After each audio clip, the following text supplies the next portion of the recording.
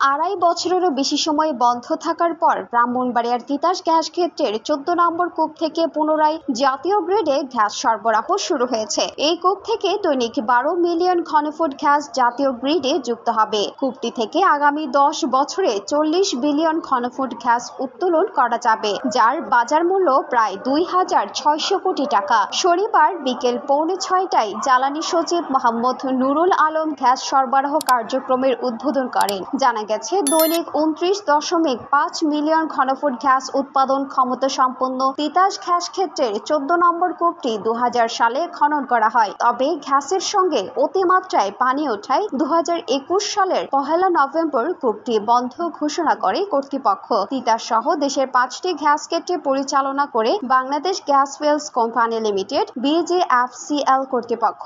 সম্প্রতি 523 কোটি টাকা ব্যয়ে 14 নম্বর কূপ সহ 60টি কূপ ওয়ার্ক ওভারের প্রকল্প হাতে নেয় সংস্থাটি। প্রকল্পের আওতায় 19 মার্চ তিতাসের 14 নম্বর কূপের ওয়ার্ক ওভার কাজ শুরু করে Bangladesh petroleum exploration and production company limited Bapex. 75 কোটি টাকা ব্যয়ে ওয়ার্ক ওভার শেষে 21 মে কূপটি থেকে পরীক্ষামূলকভাবে গ্যাস উৎপাদন শুরু হয়। 7টি কূপ ওয়ার্ক ওভার প্রকল্পের পরিচালক মোহাম্মদ ইসমাইল মোল্লা জানান, 14 নম্বর কূপটি থেকে আগামী 10 বছর পর্যন্ত 40 বিলিয়ন ঘনফুট গ্যাস উত্তোলন করা যাবে, যার বাজার মূল্য প্রায় 2600 কোটি টাকা। আপাতত দিনে 12 মিলিয়ন ঘনফুট গ্যাস জাতীয় গ্রিডে সরবরাহ করা যাবে। পরবর্তী সময়ে উৎপাদনের উপর নির্ভর করে গ্যাস সরবরাহের পরিমাণ বাড়ানো হবে। বাকি 6টি কূপের ওয়ার্ক ওভার কাজ আগামী বছরের ডিসেম্বরের মধ্যেই শেষ হবে। গ্যাস সরবরাহ কার্যক্রমের উদ্বোধন শেষে জ্বালানি সচিব মোহাম্মদ নুরুল আলম সাংবাদিকদের বলেন, আগামী 1 থেকে 1.5 বছরের মধ্যে জাতীয় গ্রিডে 618 মিলিয়ন ঘনফুট গ্যাস যুক্ত করার লক্ষ্য রয়েছে। এর ফলে শিল্প কারখানা সহ যে কোনো খাতে গ্যাস সরবরাহ